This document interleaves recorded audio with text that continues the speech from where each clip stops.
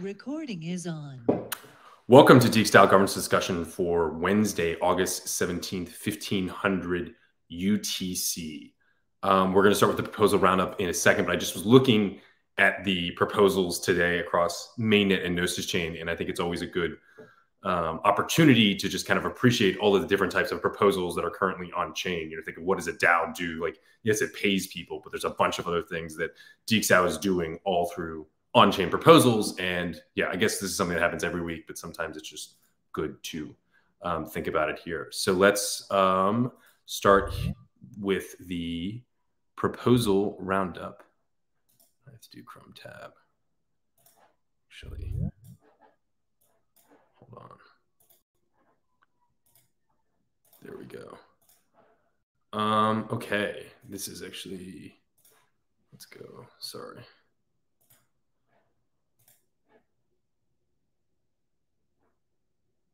So, as I said, a couple of interesting proposals on Mainnet. My favorite proposals, of course, are the update swapper.eth content hash proposals. This one is for Swappa v1.00 beta 15. I think these proposals carry maybe a little bit more significance after the activities of the last week kind of highlight how front ends have a major dependency there. So this is another great release from the Swapper team. I don't know if Adam or anyone had anything specific to say about this, but it is, been boosted for a day and actually still needs some votes. So yeah, Swapper beta 15.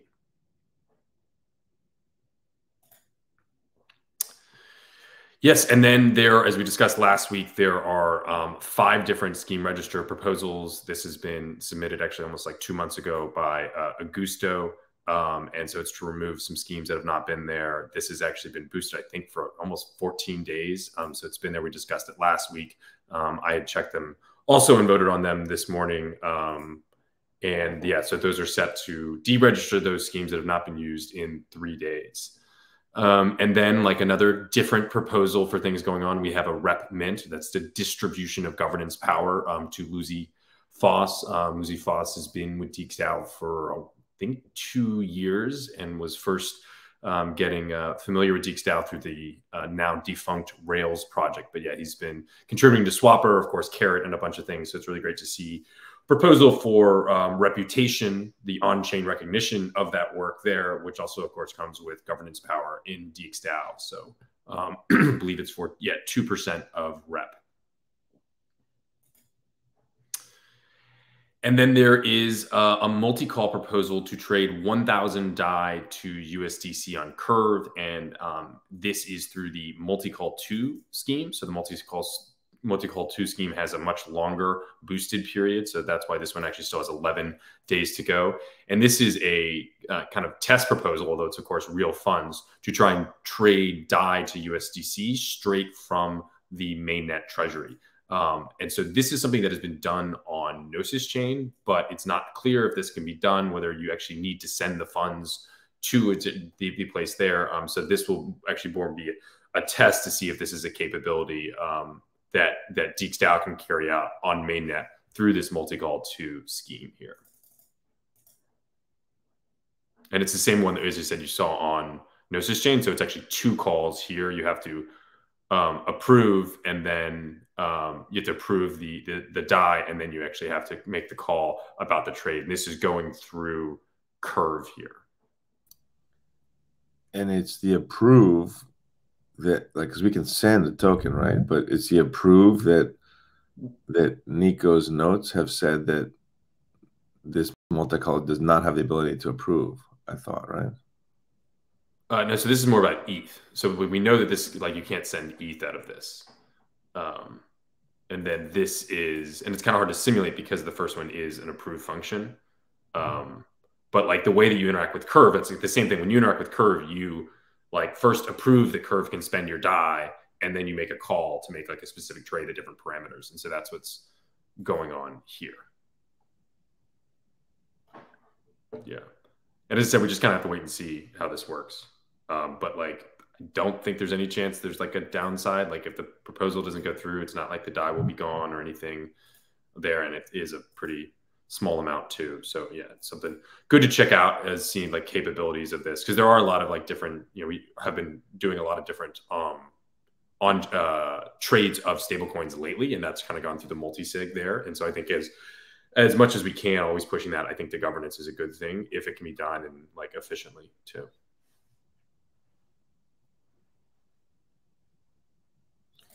If you can do simulations in Davi, that's pretty cool. Can we try it? Only for guilds, but yeah, I mean, you should be able to do this in Tenderly just through the UI, but there's a forking feature, so you can fork the chain, and then it basically saves your simulation, so you can do an approve and then do a transfer to check if it works. Sounds like maybe a task we can figure out over the 11 days here. I've never used the fork function on Tenderly though.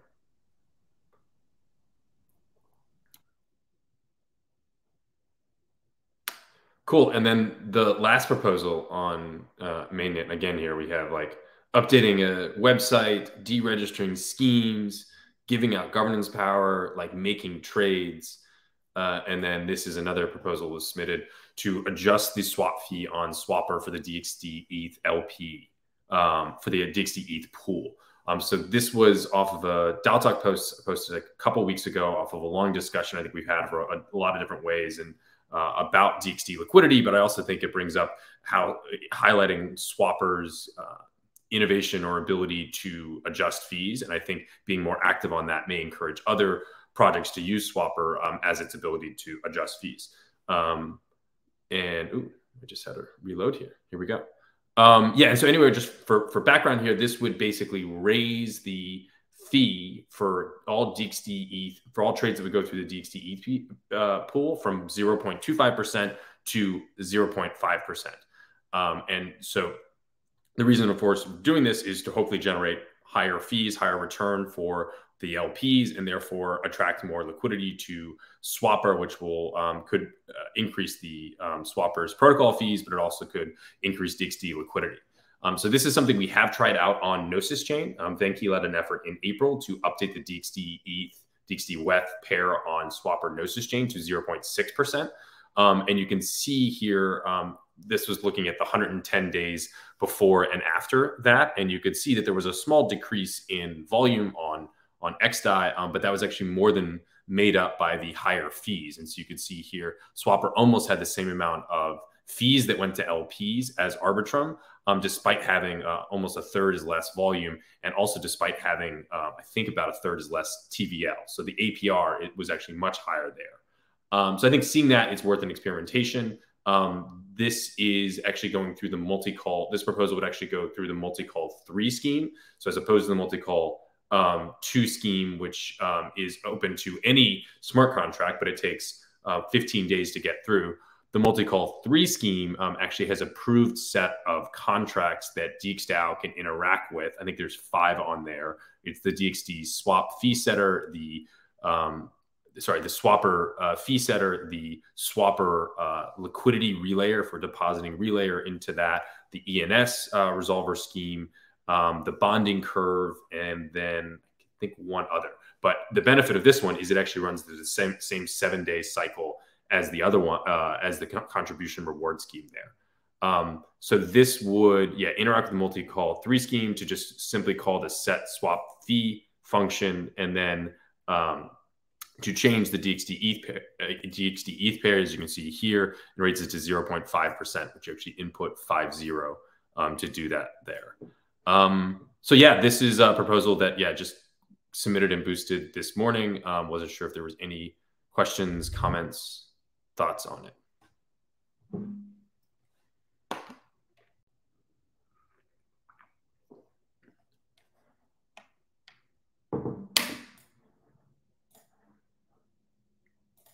Well, yeah, it'd be interesting to see more proposals like this in the future, or maybe just adjusting the fees.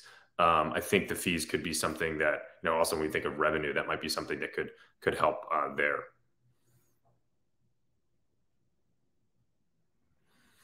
Okay, that's it for Mainnet. Switching over to Gnosis Chain. And, I was just saying, on Mainnet, you have all these different proposals for all these different types of governance. And then, of course, on Gnosis Chain, a little bit different types of governance, but still just as important. So we have level K worker proposal and payout for November and December late submission. And then we also have level K worker payout for January and February late submission. And both of those have been boosted and are up for voting for another 7 hours. There are a couple other contributor proposals. We have WixZ contributor proposal here, who's done a lot of great work, not just on Swapper, but I think in DXstats. And a lot of people, and DXstats there. And yeah, so that'll pass in a day. And there are a couple other contributor proposals. There's Dino here, and has been helping out, I think, for about 4 months there. And so that's been there. And then we have another one from Melanie here. Here it is. Melanie contributor proposal for August and September. And then we have a member balancer display XDXDAO with Jen. This is, of course, to keep the DXDAO on Gnosis Chain replenished with XGen, and Sky has been very good about doing this. So this would pay him back for the Gen that he's deposited into there. And then the last proposals on Gnosis Chain are a couple buyback orders that have gone through. I think there's 2 right here, and one just went through this morning there. Yeah, and then actually, sorry, there's one more proposal that was resubmitted yesterday, but is a big proposal. So this was submitted by Melanie correctly. I believe the proposal was submitted by Augusto incorrectly.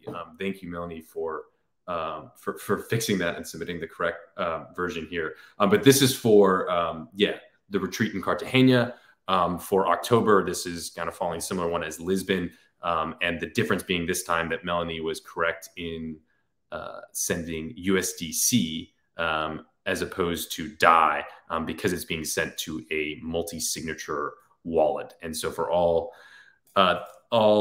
transfers of native assets for EVM chains, all of those that go through the DAO stack architecture through a multi-signature wallet, those actually need a relayer to be able to do that. But ERC20 tokens like USDC do not need that. So this is a big proposal, 25,000 USDC to pay for that. I don't know if anyone has any thoughts, comments on this. Yeah, I can talk quickly a little bit about this proposal. Can you hear me? Sorry, my AirPods are acting weird. Yeah, so this proposal, although I did post it, Augusto also posted it, but this proposal is from Lateral, which is the external agency in Colombia that we are collaborating with to help us organize the Infinite Hackathon and this year's DX retreat. We passed an on-chain proposal back in April, for those of you who remember, for them to support us on these, initiatives, because we felt it would be best to have local resources on the ground to kind of help us with this planning. So this proposal that's posted on chain is a follow-up to the initial exploratory proposal that has passed. And then this proposal outlines the actual details for the retreat. So as you can see in there, we agreed that conducting our retreat around the time of DevCon was best because we'd all be in Bogota for the conference. And then just logistically, it made sense to do it right after DevCon. And then the goal of the retreat is just to bring us all together to collaborate and align on initiatives that we're working on. That may not be so easy to do when we're all fully remote. I expect lots of discussions around products, strategy, and then, of course, the future of DXD. Also, of course, another purpose of the retreat is just to allow our contributors to bond and, build a stronger core community around meeting in real life. And so the retreat will be 4 days. And then, as Lateral eloquently said in the forum post, I think they wrote, the DX retreat will be a 4-day event with spaces for connection, co-creation, distribution of knowledge, personal mutual learning, and also recreation in a context of connection with nature away from the city. So with that being said, this proposal requests 25,000 USDC, and that's going to be sent to the multi-sig wallet. The cost will cover accommodations And yeah, so go vote on it. Awesome. Thanks. Yeah, I like saying I've been telling people, oh, I'm going to Colombia. I actually knew someone, a friend of mine who's Colombian, American Colombian. And I'm like, oh, I'm going. And I'm like, I'm going to Bogota. And they're like, oh, it's cool. And I'm like, but I'm going to Cartagena. And they're like, yeah, that's really cool. And so they're excited about that. So I'm glad we have this Cartagena leg. Just want to add that we saw a lot of locations of the proposed by the retreat from lateral, and this was the best one. This was the best one that we could find with very good budget. And yeah, and we won't be disclosing any information around the location, Augusto. Yeah. We are not going to be disclosing information, but this was the best one, and it's going to be fine. It's going to be fun. We got the entire hotel for ourselves, so it's going to be very fun.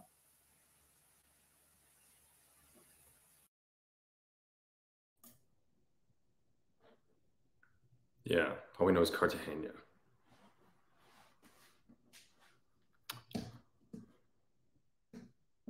Cool. Any other thoughts on that, or any other of the proposals on Gnosis Chain?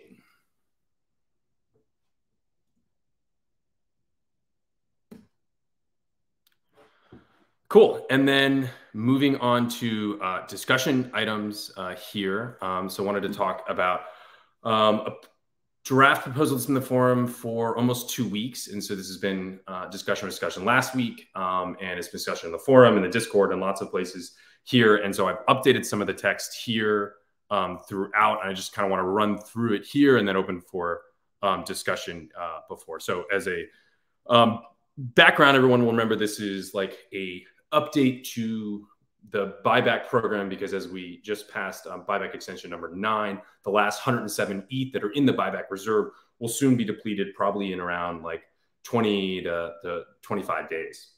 And then the question kind of comes after that: what is the future for DXD value accrual? And I think there's kind of a medium term and a long term. The long term we'll get to in a second with the DXD token working group, and then I think the medium term is providing some clarity on like the value accrual after the buyback reserve depletes. And so this would be a big change, because it would moving where the source of the buyback would come from the DXD buyback reserve and would become to the DXD DAO general treasury. And so, yeah, let me just kind of go over and like, I think the big things that are different from that before, right? So it's from the buyback reserve and now it's in the general treasury. There's a couple huge things that like off the bat are different. Like one, the first buyback program was actually just at NAV. So it was whatever the value of the treasury was. And it was just if DXD circulating market cap was trading at NAV. So this one is actually at 70% of NAV. So it would not even come up to that last 30%. And then it's also different that it actually further defines that 70% as actually subtracting DXDAO's liabilities, which in this case would be 2.5 years of runway from that calculation of NAV. And I think those are kind of things that like the big things that set it apart from the way that the program was structured before. And then I think there's some additional things that we can kind of get to the future about, like maybe timing of it. This one includes a little, there's some maybe changes to the overall treasury and the way it's calculated, and then also to the circulating market cap there. But let me go through, yeah. And so let me go through some of the wording that was changed here. So here, this is talking about that orders may be no more than 25% of average daily trading volume and can only occur 3 times over 7 days. And then this second sentence is meant to also ensure that the average of order submissions are 3 times over 7 days. And this was actually wording that we had put into the last buyback proposal, but for there it was 5 days there. And then here, the next one is there's a change to the DXD circulating market cap. So previously, any DXD compensation that was issued to contributors was included into the calculation of DXD circulating market cap, even though this DXD is actually still in DXDAO's treasury, and most of it actually won't vest for up to 3 years.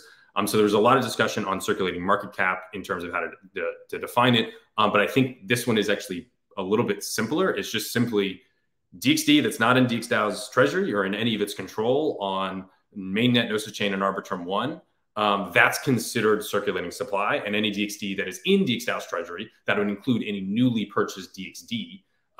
Any newly purchased DXD would not count towards contributing supply there. So this does drop down the circulating supply a little bit in this first calculation, which we'll get to in a minute. That's because the DXD that has been issued to, or that is, I guess, been promised to contributors that will be vested over the next 2 to 3 years. Previously, that counted as circulating supply, but in this proposal, it would not. I think that would be about 2,500 DXD that would change that. And then the treasury NAV is, the assets of DXDAO minus its liabilities. DXDAO's assets are made up of what we define here as core assets and auxiliary assets. So core assets are ETH, staked ETH, stablecoins, swapper LP deposits. And then auxiliary assets are basically everything else except for DXD and Gen. And the reason that we're creating like the core assets and the auxiliary assets is we're changing at what percentage these assets actually contribute to treasury NAV. So for core assets, they contribute at 100% of their USD value because ETH and stablecoins and staked ETH, those are really, really liquid. And I think that's a good, that's kind of easy for the calculation. But for auxiliary assets, there would be a treasury NAV contribution percentage that would be assigned. And so this would be how much of these assets are, should actually contribute to treasury NAV. And so in this one, it establishes that and it sets them all at 25% of their USD value. So this would really apply to, it's basically swapper, ENS, and the GNO in the treasury. This would apply to those that they would be included in the treasury NAV calculation, but only at 25% of their USD value. And then the DXDAO's liabilities here, again, we use 290K a month in burn for an 8.7 million run rate. And so that's what's the 8.7 million is what is subtracted from the total assets there to get the treasury NAV. And then, I just wanted to maybe calculate this for everyone here on the call, just so we could kind of like go through it there. But I guess, is there any questions before we do that? Or just go straight to the calculation?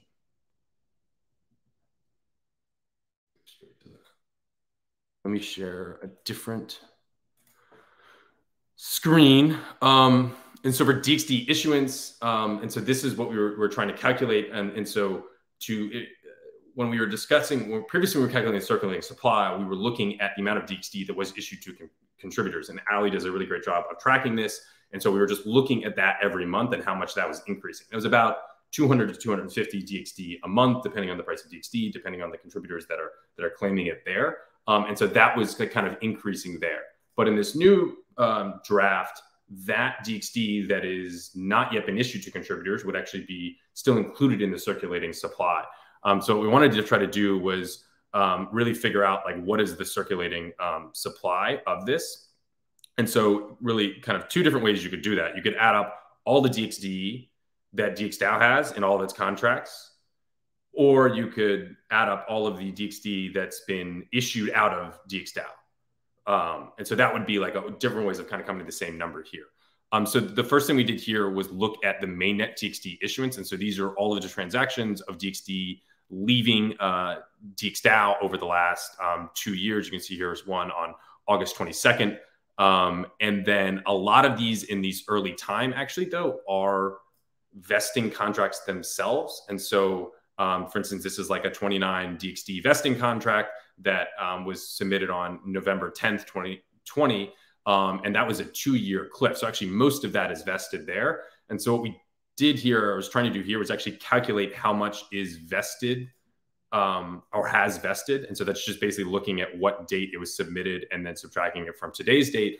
So we can see that some of these later on still have a lot more vested there. And so these would be considered as still being in control by DXDAO because they have, because they actually are still vesting and they actually have revocability through the contracts. And then Gnosis Chain DXD issuance was a little bit easier, right? You can just kind of look at the different ones here and how they're calculated.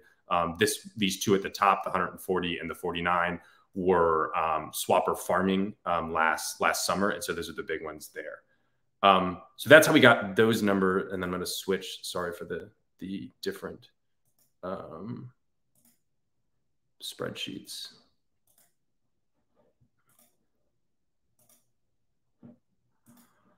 Okay, and then looking at the, wait.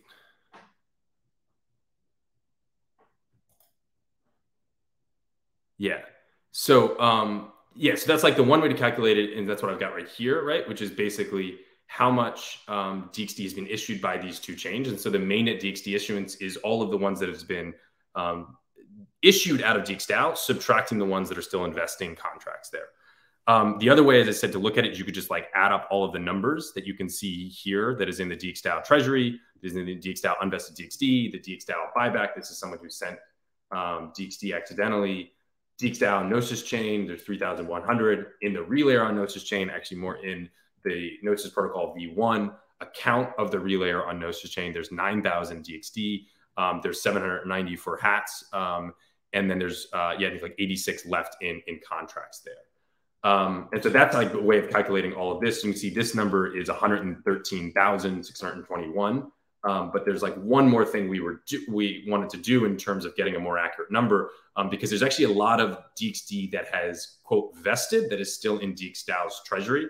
Like, so to give Caney Fork as an example, you know, Caney Fork has been working with DXDAO for 2 years, and so now has just DXD vesting like every month, and that kind of, and I think so. I guess it is sync. I think it was like 2 months ago, but there's probably already around 15 to 20 DXD that is vested that I haven't yet claimed. And if you add up all of those, and this is an estimate from Ali's sheet, I think that's about 750 there. And so this is a long-winded way of saying the circulating supply calculation using this one is 36,104. And you can see here, this is the big issuance from DXDAO so far, 1,845. And that's where it's kind of come from there. And so that's where we get this number for circulating supply. As I said, I think it's about 2,700, 2,500 less than it was before. So this is a contraction. And then that's how we get the circulating supply number. And then we just multiply that by the DXD token price to get the circulating market cap. And that's where we get this number. And then we will look at the treasury. And so this is a way of calculating the treasury. As you said, all we really want to do is we want to calculate the core assets, we want to count their auxiliary assets, and then we want to multiply the auxiliary assets by their treasury contribution percentage. In this case, it's 25% to actually get how much USD value they should contribute to it. And then from that, we get the total treasury value of 36.1 million. And then the liabilities are the 290K monthly burn as well. And then that over 2.5 years is 8.7 million. And so then we just do 36.1 minus 8.7, and we get 27.4 as the DXDAO treasury NAV. And then the last thing, right, is just to calculate the DXD NAV ratio, which would be, yeah, it's just the circulating market cap, 16.4 divided by the DXDAO treasury NAV, 27.4, which would give 59.6 current DXD NAV. And so then, of course, would be authorized to make purchases because that's under the 70%. So that's kind of, yeah, where things are at in terms of this. Yeah, the text there, I think that covered everything. I made a comment here about some of the changes here. But yeah, the circulating market cap, the treasury NAV assets, and then, yeah, I adjusted the spacing of the orders off of some of the comments from Spicy Soup. So yeah, a lot of talking right there. Open to questions, comments, suggestions.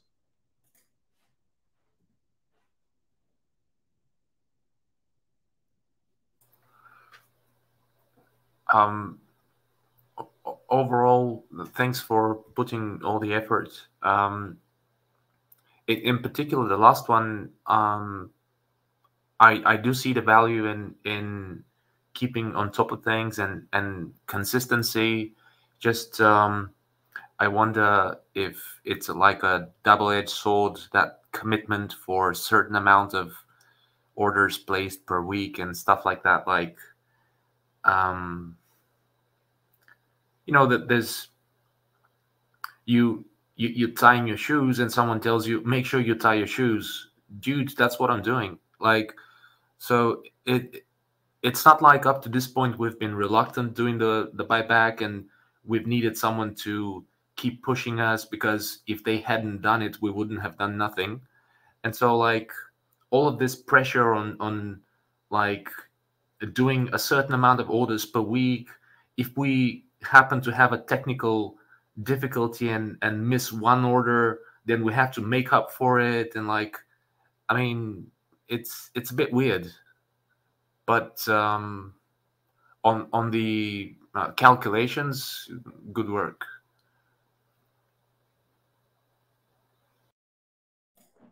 Yeah, and that's kind of a fine point. I think that does create some constraints, but I think the way it's like worded, hopefully, is it's like not, yeah, it's more of like encouraging it and something to kind of keep track of things, I think. And typically it would not be more orders. I think the way it would be here is it would be like just larger sizes. But like in this case, it would still be restricted to no more than 75% of average daily trading volume over a whole week.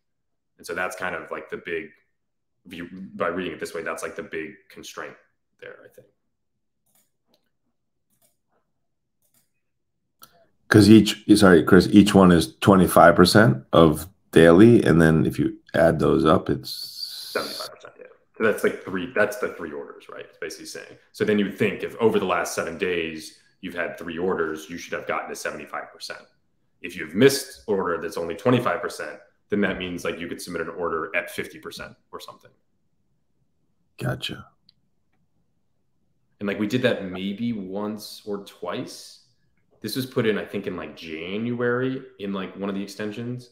And I think we did it, yeah, once or twice. And I think that was like when the solver was down or something. It was kind of more like, yeah, playing catch up.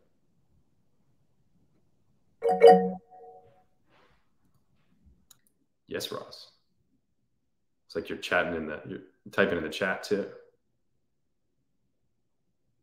Oh, hotkey.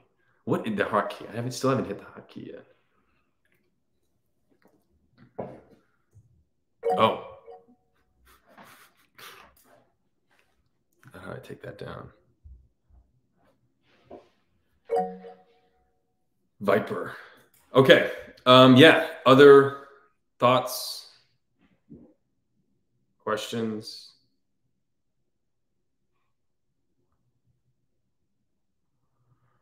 Cool. We'll leave it up for a couple more days and then we'll go on chain for a vote. Okay, then related. So that's kind of, I think, when we think about the medium term, and then I think like the long term for DXD is coming up with like a model that doesn't, I think, require as much like even just governance time in terms of like coordinating and creating constraints and parameters, right? I think that's best done through DXD token working group, and this is something we've been. Yeah, this was posted, I think 3 weeks ago, and there's a discussion on the forum here, calls elsewhere here. And so I think we are looking headed, I think, ready where we can try to get this on chain and see and put it to a proposal. Like the last one, I did update kind of some things based on the feedback, the participants and the budget, as well as like updating the schedule for the bi-weekly meetings where it would kick off on September 1st. I also updated it to say that there have been 30% of the DXD purchase from the bonding that was minted off the bonding curve, which I think is a pretty impressive number. And yeah, I would I think the immediate priority is more on the 500K authorization proposal. But I think once that gets submitted, then yeah, I'd be looking to submit this one. So wanted to see if there are any questions, thoughts, comments. And maybe something to Cartagena. Should mention something more about the retreat in this.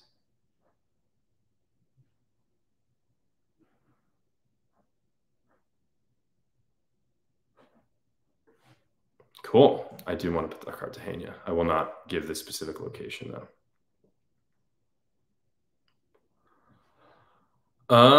All right. And then that was it actually. Some things that are always like worth checking out. Augusto has some extra payments and expenses that are interesting. And then, yeah, I think a really great thread that just had an update in the last hour is from Nimi. So yeah, I would go check that out there and all the other great things in the forum.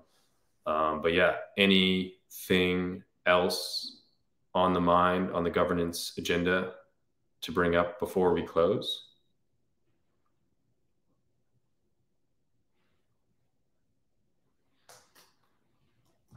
Okay.